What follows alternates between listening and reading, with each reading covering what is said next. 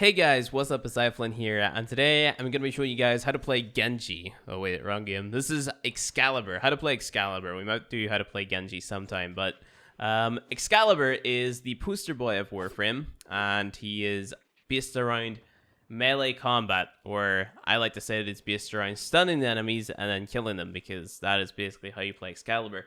Especially if you're a newer player, Excalibur can allow you to skip the gear checks within the game because of how the stealth bonus and finisher damage works, right? So with your second ability, Radio Blind, you're stunning the enemies and making them unaware of your position. So it's basically a stealth kill.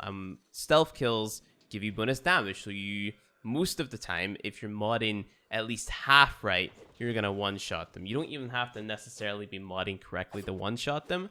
Just having on, basic elemental mods and pressure point or whatever on your melee weapon would allow you to one-shot in that scenario. If you pair that with his Exalted Blade ability, which is just his glowy sword, right? It's gonna have better stats than what you have at the very, very beginning of the game. So it's gonna have higher stats than the Scanna, the Cronus, whatever you happen to have at that time. You pair the sword, which that's basically what it is. It's an ability, but it's just giving you a different weapon that you can use for a limited amount of time based on your energy. If you pair that with the Radio Blind and the finisher damage and all that stuff, then things like the Spectre, the Valkyrie Spectre, going from Ceres to Jupiter is going to be no problem. And for context, Valkyrie has the highest base armor in the game of any Warframe, and that is the exact same for whenever you're playing against her as a Spectre, It is seen to be kind of like a gear check, like you have to go and upgrade your mods right now. Most players at that point in series, they don't have enough endo or credits to have, their Suresh and the Hornet Strike, their pressure point leveled up enough to take down Valkyrie, or even their Vitality, for example. Some players might not even have those mods. So it's definitely a gear check, and people will struggle on that for a while if they don't understand, how their abilities work and how mods work and how to farm credits and endo efficiently. And that leads to a lot of players quitting the game. But with just that little nugget of information, use your 2, use your 4, press E with Excalibur, then, that's going to make a lot of this content, or a lot of the content in the game, very, very easy. And yeah, so knowledge is power, basically, with Excalibur. So there's other ways to play him, though. I will show beginner builds, I guess, because I remember making them in the past. So we've got Beginner Bleed. And this is if you are going for a decent build for Excalibur, this would be the build that I would recommend to newer players. With Beginner Farming, so that's if you're farming the likes of a Warframe. You're completely new to the game. This would be the build that I would say put together. So complete newbies who don't have jack shit for mods and you don't know where to get mods, go for this build. For players who have some sense of direction in this game, go for this build. And then for somebody who wants to optimize and get the most damage, go for this build. Now this is a Chromatic Blade build, which is going to make your Exalted Blade, it's going to remove the IPS, Impact Puncture Slash, and make it completely elemental with 100% status chance, implying you have over 180% power strength. So that's really, really cool, and that's very, very powerful, paired with Condition Overload. This build right here, you're not running Chromatic Blade, so you still have your IPS, so you're going to mod your Exalted Blade a little bit differently, right? So if we look at our basic Exalted Blade build for now with our Chromatic Blade, if we go ahead, we take a look over here, this is the one that we have with our Chromatic Blade, right? So you see corrosive and heat damage, prime pressure point, condition overload. So every time that you apply a status, because we do have a 100% status chance, as you can see, Organ Shatter for critical damage, because we're going to crit 1 in every 5 swings. Shocking Touch, Fever Strike for corrosive. Berserker on here, because, more attack speed is great. Molten Impact for bonus heat damage. Chromatic Blade also gives you more damage based on the element that you happen to be running, which is going to match your what's it called? Your energy color, right? So if we were running the likes of a orange, we'd be running fire, we're running green, we're running tungsten, we're running blue, we're running electric, or maybe coal, I forget, but purple is electric, and then I know for certain white and black is definitely ice, right? So yeah, Voltaic Strike. So then we're dipping more into corrosive, which means our corrosive procs are going to proc a little bit more, and we're going to have a little bit more corrosive damage, which is always good, because 75% bonus corrosive damage versus those heavy gunners, and also scaling damage, stripping away the armor. Cool. So if we take a look at this build, you could throw on Corrosive and Blast. I know people like to do that. And that's because Blast procs a status effect twice. That's cool, but I like, you know, teaching people the what's it called, the actual damage bonuses. So if you're playing against a heavy gunner, for example, it's going to take 75% of your corrosive damage, and then add that on top on your total damage output. Same with heat damage, it's going to take 25%, and then add another 25% off your 1.3 foot or 1,336 on top of that. So, you know, I like to teach people that instead of saying, oh yeah, just run Blast, because then people tend to get confused. But you could theoretically run Blast damage and then have more damage from Condition Overload if you wanted to go down that route and have a little bit more CC. But, you know, either way, you're going to be killing the enemies pretty quickly with either builds. So that's a thing. This would be one that I would use if I was going against Corpus, because you have 100% status chance, so there's no reason not to run your gas damage versus the Corpus, constantly reapplying those gas procs. Got magnetic damage on there as well. I don't remember if I could maybe swap that up, but, you know, that's on there. I'll probably come back and take a look at this later, but you're going to be proccing those gas procs pretty consistently. Magnetic procs on there is going to get rid of the shield, give you a little bit more damage either way, but magnetic is usually bad. But yeah, gas is what you primarily want to be running.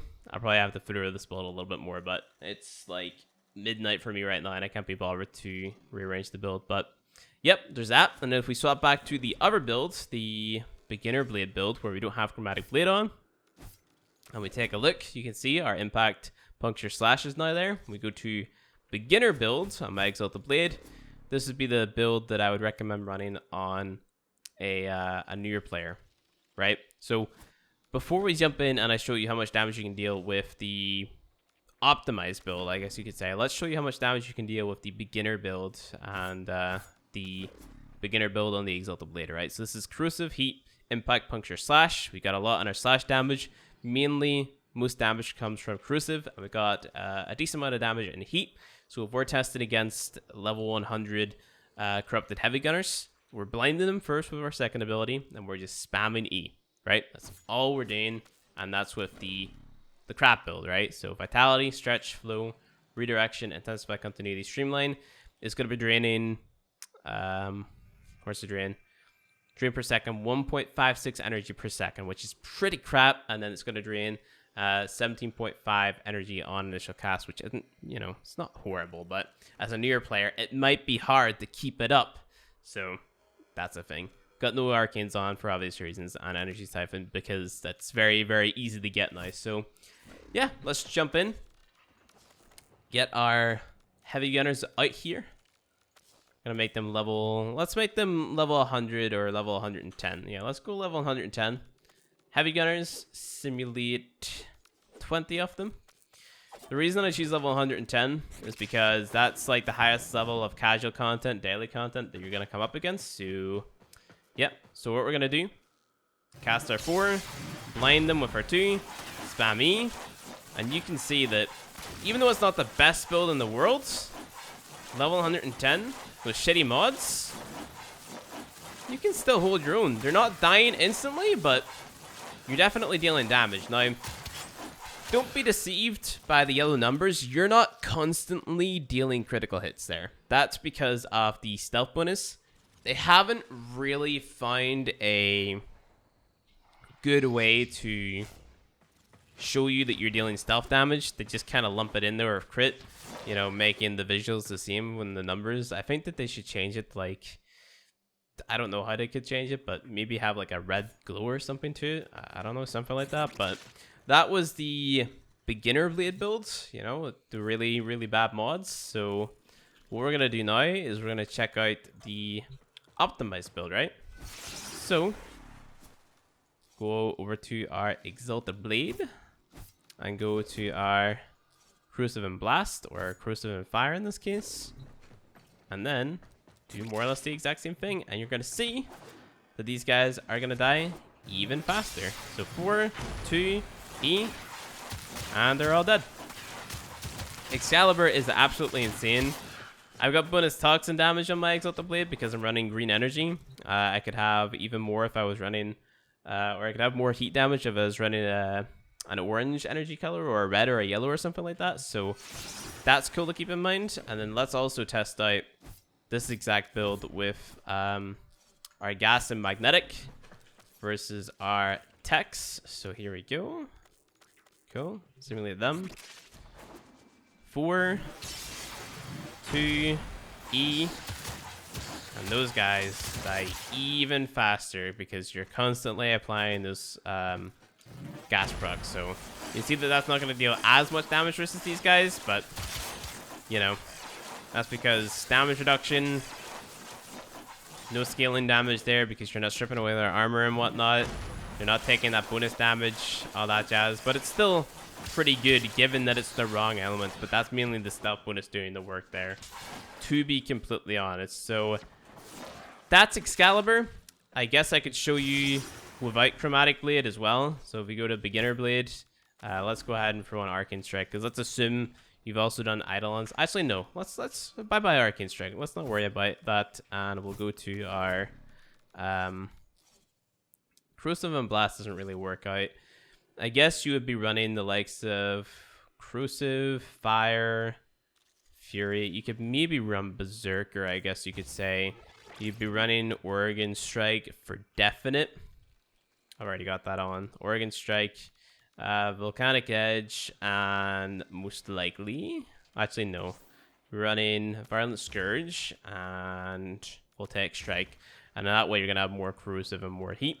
So that's with this build right here. So this is if you don't have Chromatic Blade, you have no way to get it. You don't have the Platinum to purchase it or whatever. Be the build that you go for. Let's go ahead and spawn in our Heavy Gunners because this is a Corrosive build. Like so. Simulate. Hop on over. 4, 2, spam E. You can see that we still deal pretty good damage. So, yeah. Like I said, these yellow numbers, they're not all necessarily crits. It's just because DE haven't found out a good way to separate the stealth bonus or the stealth multiplier from crit numbers for whatever reason after 6 years of this game being around and this being a thing. Maybe it hasn't been in for all 6. I don't know. I have no idea. But yeah, Excalibur's pretty badass. Just press 2, press 4, press E. Can even show you guys a finisher, I guess, because that's what this is all about, you know. 4, 2. If I can do a finisher. I want to do a finisher for me? No. There you go. There's a finisher. Go up behind them. Press E. Cool beans, and then that would be what you do to your Valkyrie Spectre. Go behind it and stab it in the back, and then it's dead. So yeah, if you can pick up Excalibur before you go to the Valkyrie Spectre, you know, get your friend the Karyu so you can get some Euros from Jupiter. Definitely do that. If not, go for Rhino. But other than that, guys, that's going to be it for how to play Excalibur. Thank you guys for checking out this video. If you enjoyed it, go ahead and hit that like button below. If you want to see more Warframe content from me, hit subscribe, and I'll see you guys in the next video.